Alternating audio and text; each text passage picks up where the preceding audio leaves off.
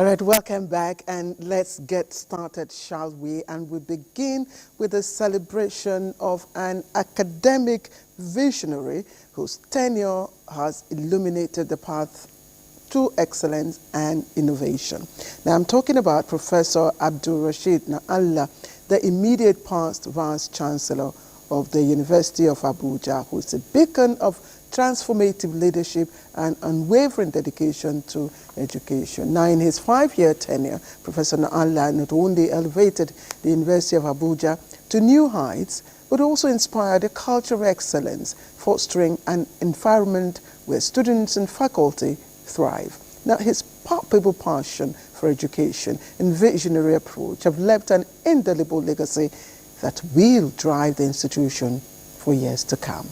Correspondent Zendret Digmum brings us a moving tribute highlighting the extraordinary journey and enduring impact of Professor Abdul Rashid Na'Allah's leadership.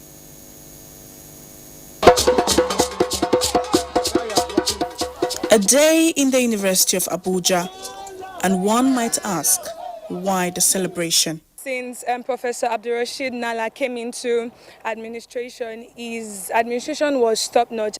I met a lot of new infrastructure buildings like the CBT, building the hostels, renovating and all. I think it's kudos to him. Our academic session has been fast. His tenure has eradicated so many vices that is in the campus in terms of result issues, lecturers not being in class and everything. He implemented so many rules that could help improve students' welfareism in the campus. Indeed, a golden fish cannot be hidden, and Professor Abdul Rashid Na'Allah's shining legacy is a testament to that.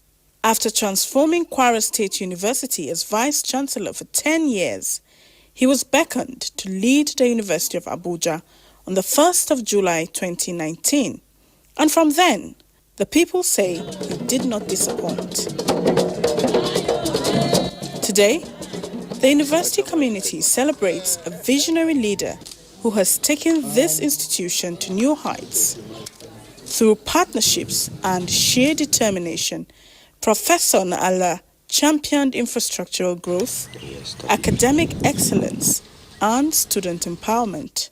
Professor Abdul Rashid Na'Allah has attracted one of the biggest debt fund interventions in this university's history. That's about 5 billion naira. From state-of-the-art facilities to innovative programs, his passion for education knows no bounds. And though his tenure has ended, his impact will be felt for generations to come, as he is still willing to lend a hand when needed. And in 5 years, I can look back to see both infrastructurally and the content that we produce as academics in this university. The whole thing is enormous. I mean, the thing changed, and the university became even stronger in ways that, we're all proud of it, and in ways that the University of Abuja is a force to be reckoned with. We created newer centers. We now have Abuja Leadership Center that is bringing people from all over to university. A renowned professor of comparative literature, prolific author, and award-winning educator, Professor Na'Allah's legacy is inspiring, and as he embarks on a well-deserved sabbatical, we wish him more wins and a future as bright as his achievements. Indeed, one of the men and women proud to serve our sovereign motherland. We wish him the best of luck. Now, when we think of a debate, what usually comes to mind, of course, will include speaking convincingly, building strong arguments, friendly disagreements, and efficient and effective time management. I'm sure we all remember those days. Now, those are qualities that shone brightly in students from public junior secondary schools in Kwara, Katsina, and Benue states recently. Now, between January and May 2024, those young debaters proudly represented Nigeria at competitions in Indonesia, Singapore, and Dubai.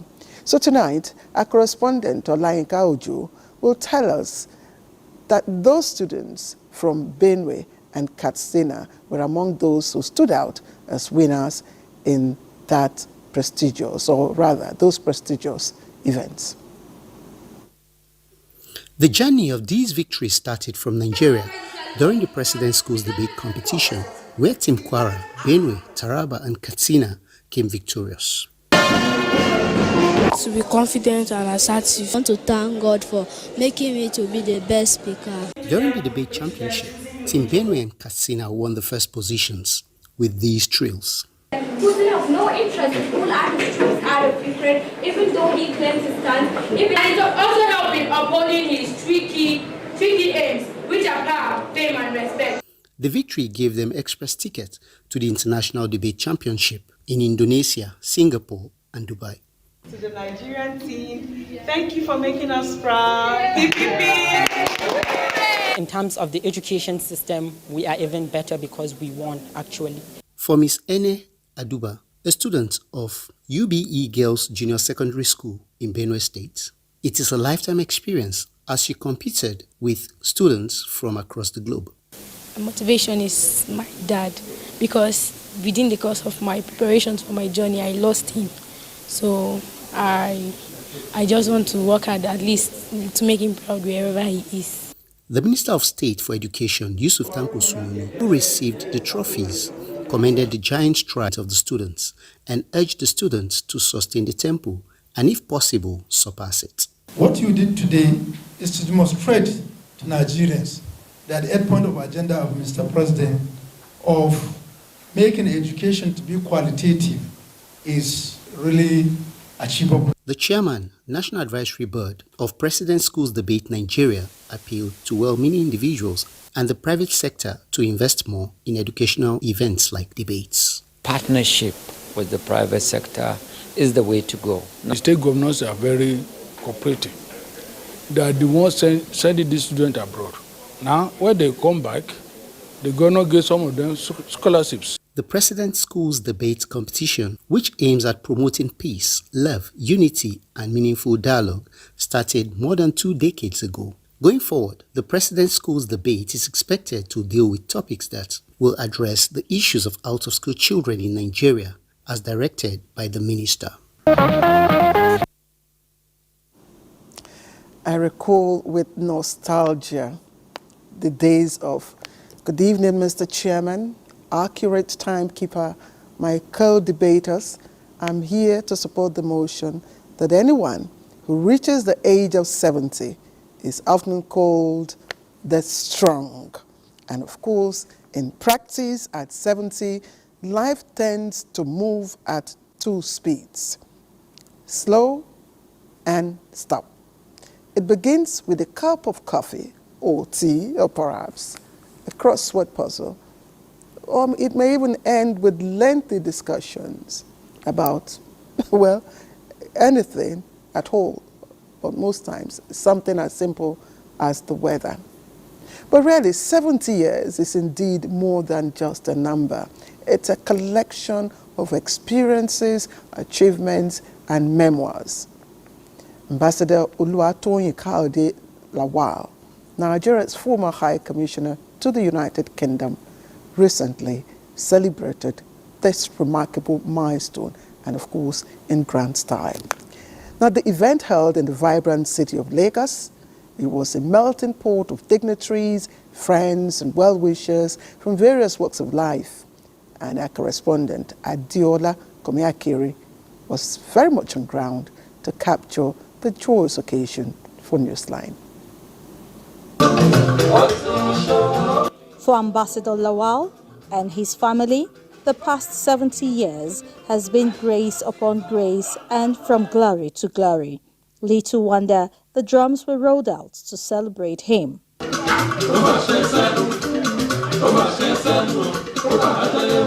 Those who came to identify with the man of honor cuts across all facets of society. Congratulations for attaining the remarkable age of 70 in good health, with good mental capacity, and with a lot of achievements behind him. Committed to his family and committed to his country.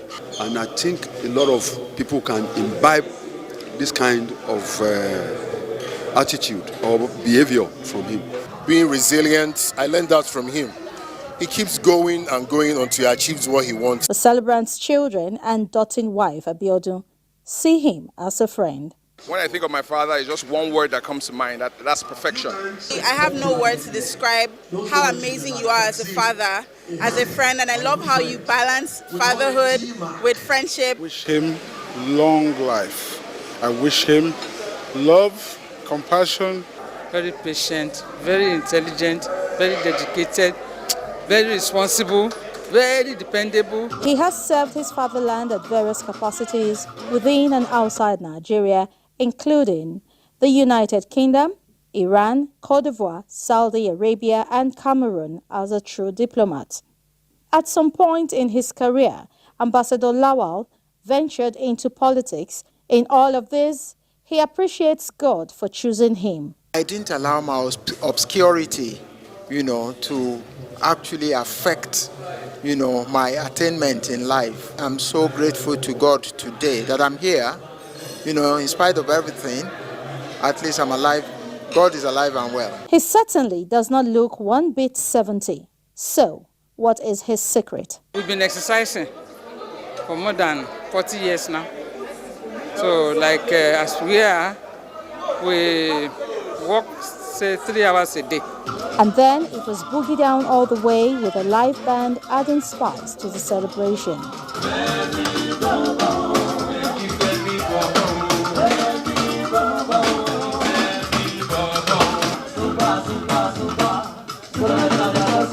As many pray for sufficient grace, we join everyone else to say 70 happy cheers to Ambassador Oluwatoyin Kayode Lawal on his Platinum Jubilee celebration. Congratulations to him. But exercising for some of us is a luxury. Somehow, someday, we'll get to do some exercises as well. Let's take a short break. Newsline will return presently. Please don't go away.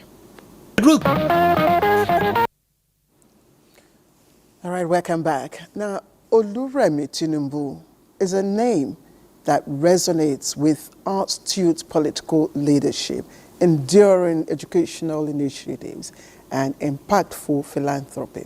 Yet, behind this public persona lies a lesser-known facet of Nigeria's First Lady.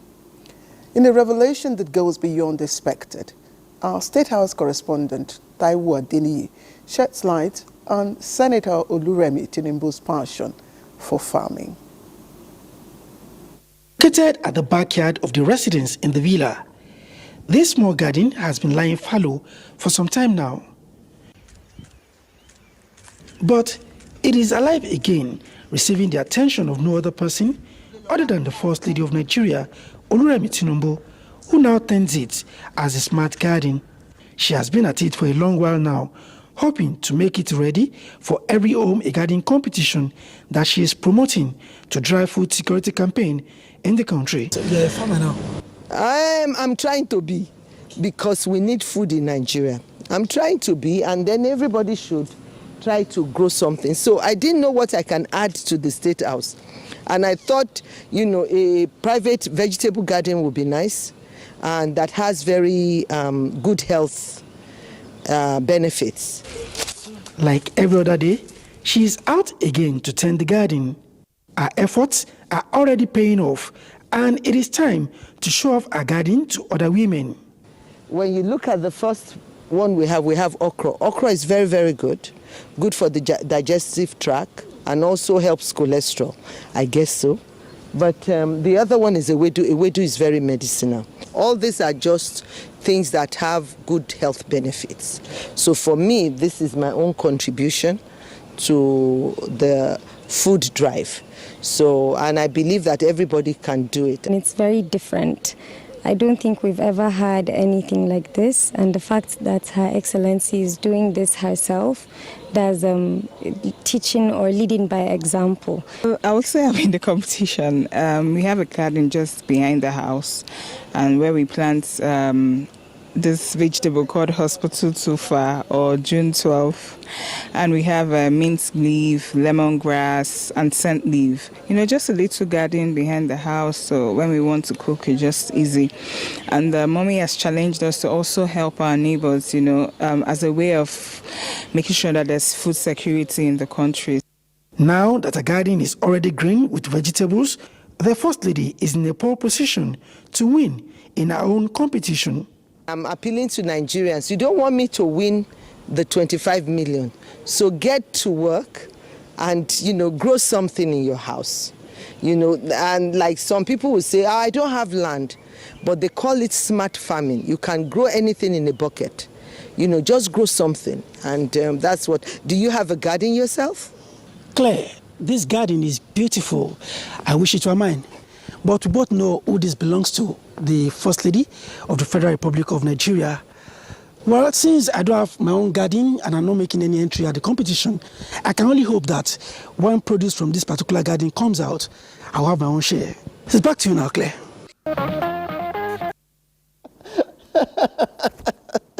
Taiwo, thank you. Thank you. Who knew our First Lady, known for her political acumen and educational initiatives, also had such green thumb?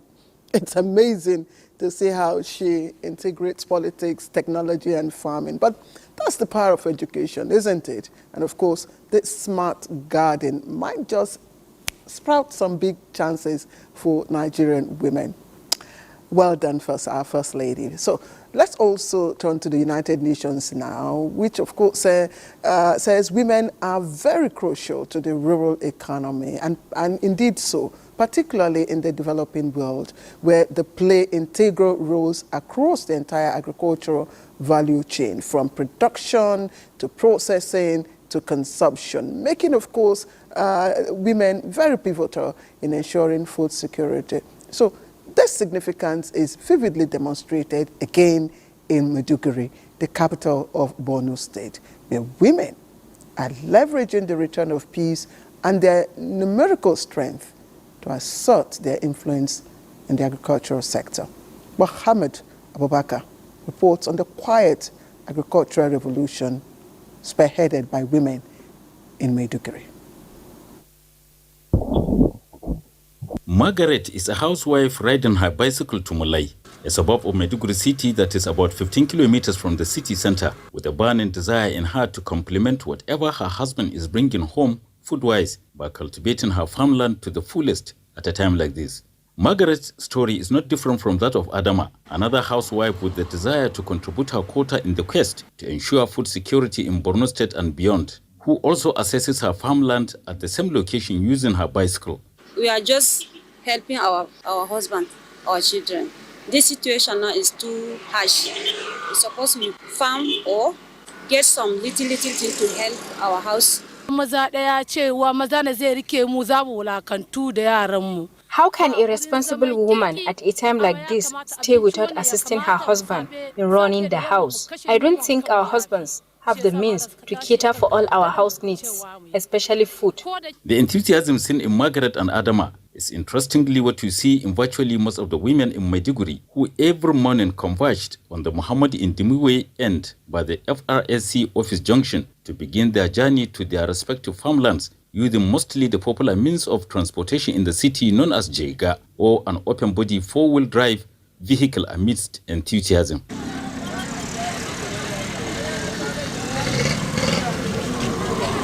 What is the attraction in farming considered energy sapping? The question some of them were so eager to answer. In my own case, I am a widow with a lot of children to feed, explaining why I am actively engaged in farming.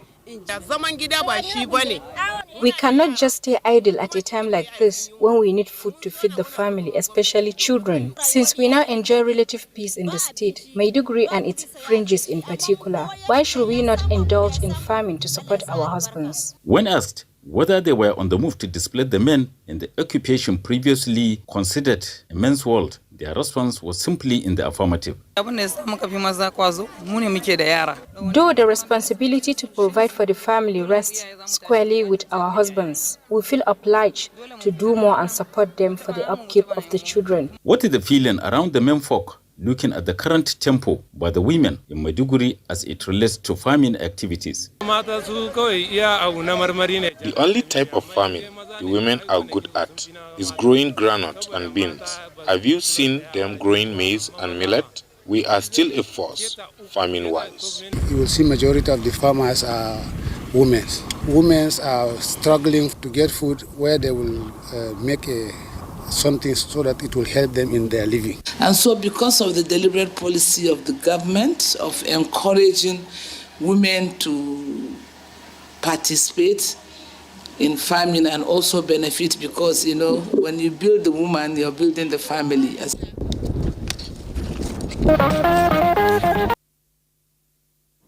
Did you hear the respondent there? She said women are good in growing groundnut and, did I hear beans? But they're not good in growing maize. Okay, we hear you. Don't worry. We'll try our hands on maize farming as well. Let's take another break. Newsline will return presently. And you're watching Newsline on the network service. Now, the rainy season often places people in precarious situations, especially in Lagos, where the rains tend to be heavier. Now, in such circumstances, individuals or pedestrians typically seek shelter or navigate safer paths. Unfortunately, these supposed safer paths sometimes become avenues for miscreants to exploit the situation and extort money from unsuspecting pedestrians. Did these miscreants succeed in profiteering from the misfortune of others? Diana Jali tells us more about this distressing narrative in Lagos. We are collecting 100 naira on each person to take this passage. Area boys who were extorting money at this location beneath the Trade Fair Bridge in Lagos from people affected by flooding have been arrested by the Lagos State Environmental Sanitation Corps officials.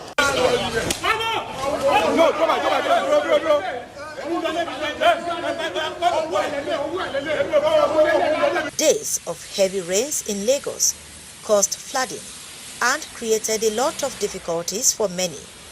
Despite the unpleasant scenarios, the five-man gang of Tunde Kazim, Muhammad Seidu, Elisha Odunsi, Musbau Habib, and Muftau Otun took advantage of the situation by demanding that those who want to use an alternative path under a bridge and public facility pay 100 naira each. We are collecting 100 naira on each person to take this passage. Like the Nigerian adage that says, every day is for the thief and one day for the owner.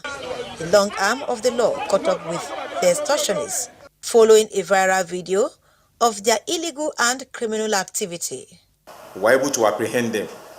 And when we were questioning them, they said they were collecting money, they call it in Yoruba, Uwelese. That is money for people crossing. Two were underage, and the court were able to free one. Then two other was sentenced to 3 months imprisonment. These two young men, Olalikon Yusuf and Tomiwa Oladapo, were also nabbed for constituting a nuisance around the popular Oshodi pedestrian bridge. They will also serve 3 months in the Nigerian Correctional Service. They arrested me on top of it and I'm sleeping. What do you do for a living? I'm here. I'm working. What do you work? Where to be your work? My work is Agbero na Adiwudu. Sometimes I do call passenger for bus and then I like mechanical engineer. Oh, mechanic engineer. And so why didn't you focus on that? This is one or two reasons. Number one, my dad's death. Number two, money. From harassments and extortions to other criminal actions, the Lagos State government has issued a stern warning that it will no longer be business as usual, as anyone found guilty of such unlawful acts would be made to bear the full wrath of the law.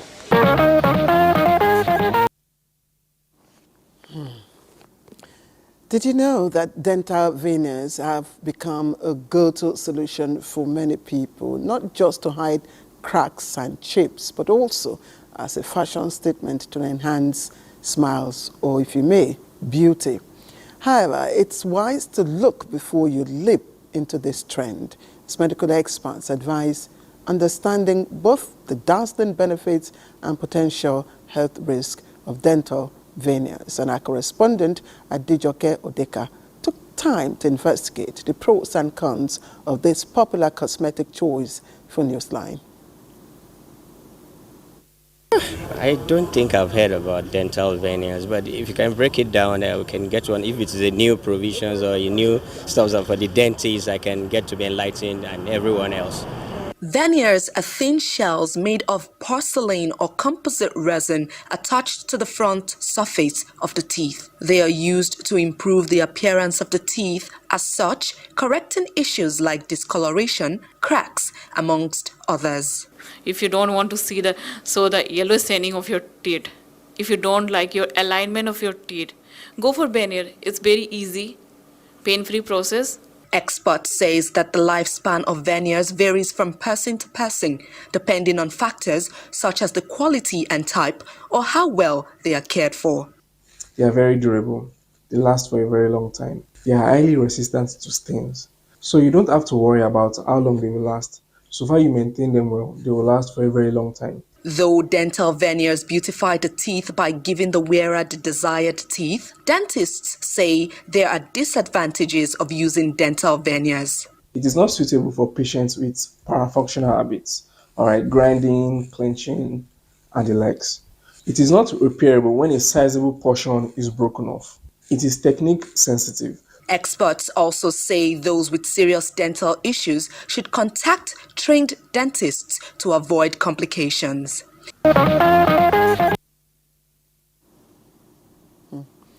Whatever happened to the saying that beauty is in the eye of the beholder, not in cosmetics, as Adijoke Odeka's report shows. While dental veneers can enhance your appearance, it's also important to remember that true beauty goes beyond surface treatment. Let's take another break.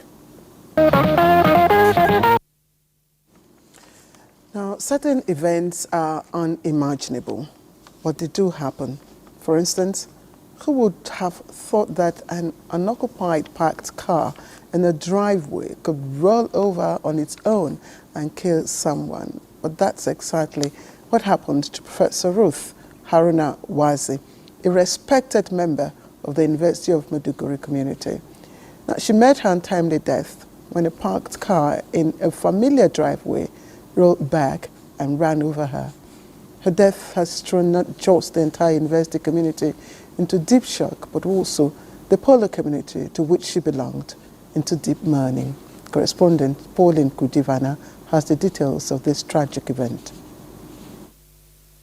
Professor Ruth Haruna Wazi is a renowned lecturer at the University of Maiduguri and former head of the Department of Business Management, met a tragic fate at her residence in Polo, Maiduguri, when her life was cut short in a freak accident, leaving her loved ones and the academic community in shock. On that fateful evening, Professor Ruth Wazi was at home with her husband when she received a call from a friend requesting her to pick up a roasted chicken, and she left to collect it, assuring her husband to return shortly. Later at 7:30 p.m., the husband heard the car horn and the gate opening, indicating her return. I don't know what happened. Maybe the handbrake failed or whatever, because as she was opening that one, then I heard a noise. Then she shouted only once.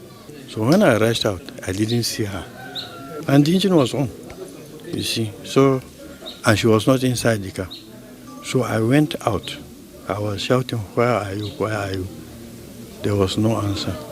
And I looked under the car and I saw her. She was completely under the car. The car was on top of her. So I dashed to the church, mobilized some youth. So they came, jacked the car, and then pulled her out.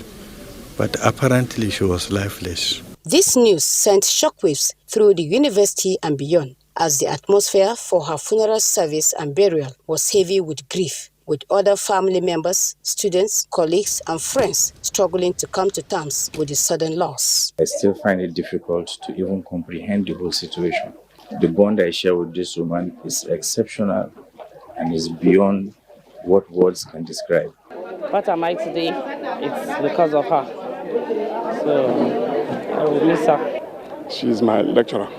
But within the short time we stay with her, she's a person that everybody should love. She's compassionate, she's very faithful, she's kind, she's gentle, she's humble, and she's a virtuous woman. As the news of her tragic accident spread, conflicting thoughts and skepticism surrounded the circumstances of her death. Hence, Borno State Police Command provides official details to dispel that. Evidence further shows that it was due to technical error. Further information later discovered that the area where she parked the vehicle is a slope. Professor Ruth Wazi's husband, also a renowned professor of pharmacology at the University of Maiduguri, had a deep 44-year companionship with her, now overwhelmed with grief and thought of living without his beloved wife. Why will I start now? I don't think I will get someone that will fill that vacuum. Professor Ruth Wazi's sudden passing served as a reminder on how short and fragile life is and the lasting impact she left on the lives of those who knew and loved her. Indeed, a stark reminder of how ephemeral life can be and importance of always being cautious, even with everyday routine situations. Let's move on now to other stories. And the community of Onitsha gathered at All Saints Catholic Church to bid a heartfelt farewell to late Mrs. Stella Maria Musinde, who passed away at the age of 76. Known for her unwavering faith and dedication to her family and community, funeral was a poignant reflection of the love and respect she garnered throughout her life. Here is Tessie Kuka's reports. The funeral service at All Saints Catholic Church witnessed a large turnout of family, friends, and community members. The atmosphere was that of mourning and celebration. From the pulpit, Reverend Father Malaki Okonkwo admonished the congregation. We shall always stand before the judgment of God. So each of us shall give account of himself before God. Done with the church service, retirement is next as the family performed the dust-to-dust ritual. Mama Stella Maria Musinde was a great woman interested not only in the progress of her biological children, but others around her. One of her daughters and Deputy Director of Programs, Nigerian Television Authority, Mary Musinde. She actually imbibed in us the virtues of, the Bible, godliness, and all of that. She used to wake up as early as 5 a.m., praises to God before she started praying. And that has really helped us in life. So I'm going to really miss my mom. She was just my best friend, and we both shared the same birthday. Very loving. She was a mother who made incredible sacrifices for her children. She also reached out to all the people around her. She was very loving, very kind, My mom is a peace-loving person. She's always there for everybody. And she's always happy when everybody is okay. I don't think we can ever have a replacement for her. She's somebody that you cannot offend. Even if you offend her, she will be the one still playing with you, laughing with you. Very peaceful woman. Miss her? Yes, I know, but I just have to. I wish her eternal rest. The NTA family sure knows how to identify with their own. Mary Musinde is a colleague and a very wonderful person. And from what we gathered, she took after her mother. My wish for her is that God will condone them, console them. On Sunday, All Saints Catholic Church, Onitsha, played host to the family of the late matriarch in a Thanksgiving and outing service. During her sojourn in life, Mama Musinde engaged in so many activities such as fashion designing, buying and selling business in a bid to assist the family. Late Stella Maria Musinde died at the age of 76.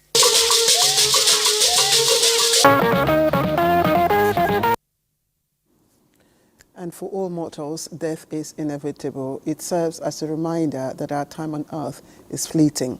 And this profound truth again underpinned the sermon of visiting Bishop Right Reverend Chijioke Uti during the funeral service of the late Ugeze Malinda Madumere at St. Luke's Anglican Church, Achi Mbiri, in Mbaitoli local government area of Imo State. Obianujo Nwosu reports. An impactful life is said to be worth living no matter how short it lasts, as the echoes will continue to resound years after one is gone. For late Ugeze Malinda Madumere, her lifestyle, many say, redirected them to the right path. She was known as a devout Christian, which explains why St. Luke's Anglican Church, Achimbieri, in Mbitoli local government area of Imo State, was filled to the brim as family members, friends, and associates from far and near gathered to bid her farewell. Right Reverend Chichioke Oti, in his sermon, drew the attention of Christians to the fact that accountability will definitely be required from them at the end of time. He notes that this should guide Christians in living with caution, knowing that they are accountable to God. Members of the Knight of St. Christopher also came to identify with their departed colleague, as the bereaved family were also prayed for.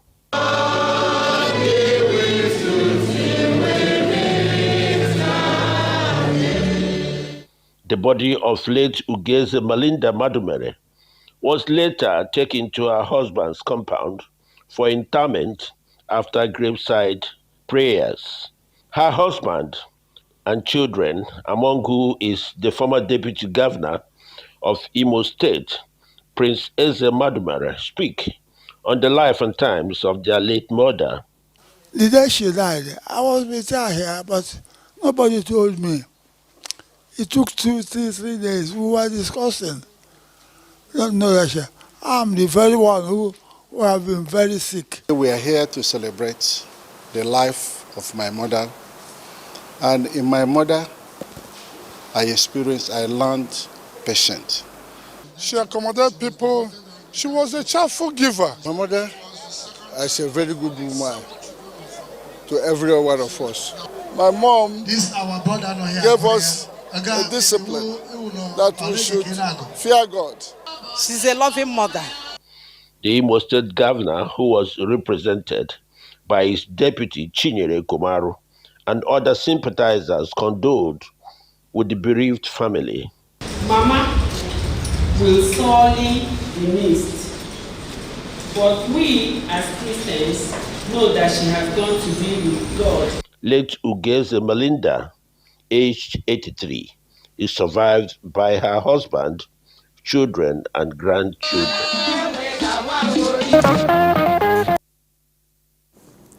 And it's been an engaging 1 hour and a half with you on Newsline. And as we end today's edition, I want to extend my heartfelt gratitude to each one of you who make Newsline your Sunday tonic. A special salute to every correspondent who bravely brings stories to light despite challenging circumstances. And of course, I'd like to say your dedication is truly appreciated. And a warm appreciation also to the traditional ruler of Gwandara for this very wonderful fabric that added extra touch. And of course, our dedicated Newsline crew, the unseen crew, your commitment ensures our broadcast runs smoothly. Thank you. Together, let's keep our flag flying. Good night.